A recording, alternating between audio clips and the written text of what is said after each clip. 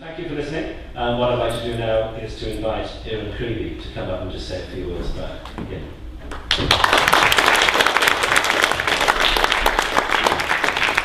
Thank you very much, David, for that kind introduction. I'm not knowing who I was. My name's Eran Creevy. I lived in Harlow and I went to school in Bishop Stortford Boys High. My mum wouldn't send me to school in Harlow, she said it was too rough, so I had to travel. So I had to travel, get on the bus every day and travel to Stortford.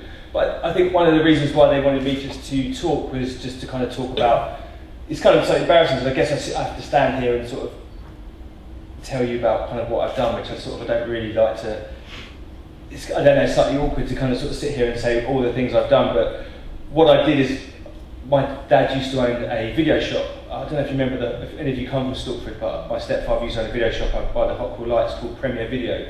And I used to finish school every day and go in there and go into the basement and watch VHSs of every single movie ever made, and watch Die Hard, Return of the Jedi, Goonies.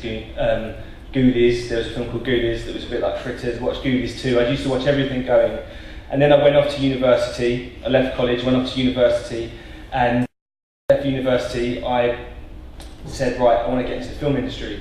And I left university, I went into Soho, and I took my CV and I just went around to all the different production companies in Soho, and I handed my CV in to everyone.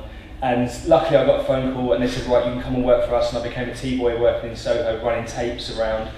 And then after a few years of working there, I went and got a job on a film called Layer Cake, which was like a gangster film, which was made by Matthew Vaughn. And I became Daniel Craig's stand-in, but I was Daniel Craig's double and stand, well, not double, but I was a stand-in because I was the same height as him. And I was the floor runner and stand-in, and then I sort of worked my way through the film industry, and I became an assistant to Woody Allen, and worked on many, many movies. And then on one of the final movies I was working on, called Life and Lyrics, one of the lead actors, a guy called Ashley Waters, who's Asher D, who's in So Solid Crew, and he was making one of his movies, and I harassed him every day on set and said, right, I want you to let me direct your first music video for your new album. And he was like, but you've never directed anything before. So I used to harass him every single day. And eventually he caved in and said, right, you can direct my music video. So I got together friends that I'd met in the film industry, and we directed this music video. And then when we were cutting the music video together, luckily somebody from Coca-Cola saw my music video and said, I want our next commercial to look like this, why can't we get the kid who's done this music video? And then the next thing I knew, I was directing a commercial for Coca-Cola, and then the next thing I knew, I was directing for Nike, and I was travelling to Paris and directing Nike commercials and Coca-Cola commercials, and going to Vancouver to direct commercials for the US Army, and travelling all over the world. See, this is quite awkward because I'm just sitting here kind of like posting about stuff like that. But I guess what it was, it's what it is, it's about the film industry, is that I think that anything's possible, because you know, I didn't have any film qualifications. I just left university on my first day and went and handed my CV in. And then eventually I made my first feature film, which is a feature film called Shifty. And we made it for £100,000. We shot it in 18 days.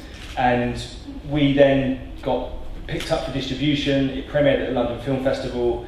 And then I got nominated for a BAFTA for Best New Director. And then because of that, I then got funding to write my second script, which I then went away for 2 years and wrote my new script, and now we have signed James McAvoy to star in it, and Ridley Scott is producing it, and I start making it on Monday, this Monday. So, and I guess the moral of the story is I think that if you have, if you have aspirations and you love the film industry and you feel like that you kind of have that passion that's in you, that anything is possible. And I think that's the beauty of the film industry. I think if you have creativity and you have that desire, I think that's the great beauty about this industry, is that anyone can make it. And I was just, you know, a young kid who walked out and handed my CV in, and then a few years down the line I'm sitting in a room with Ridley Scott and we're all going over my script and he's giving me notes and I'm emailing him, and my girlfriend's getting phone calls at the house going, please, Scott's on the phone. And I think that's the beauty of it, and I think that films are, you know, they're something magical and to be cherished, and these guys who are, you know, having their films here today, I think it's such an amazing achievement to actually get a film made, and to even get this film that we're making starting production on Monday it's been like a 4-year heavy, hard slog of every day of your life, kind of just like of striving at it and going for it. And you know, and we're still not there yet. We still have to make the film, and then you guys can be the judge whether you think it's any good and whether it's a success at the box office. But yeah, I guess, and that's my story really. And I hope that anyone out there who wants to be a filmmaker or has aspirations to go and do that, then just go for it, and don't be scared to contact me, or you know, my production company is called Between the Eyes. And if you ever need any, you know, want to do some work experience or be an intern, then I'm always out there to help people the way same people are there to help me. But best of luck to everyone. Thank you very much.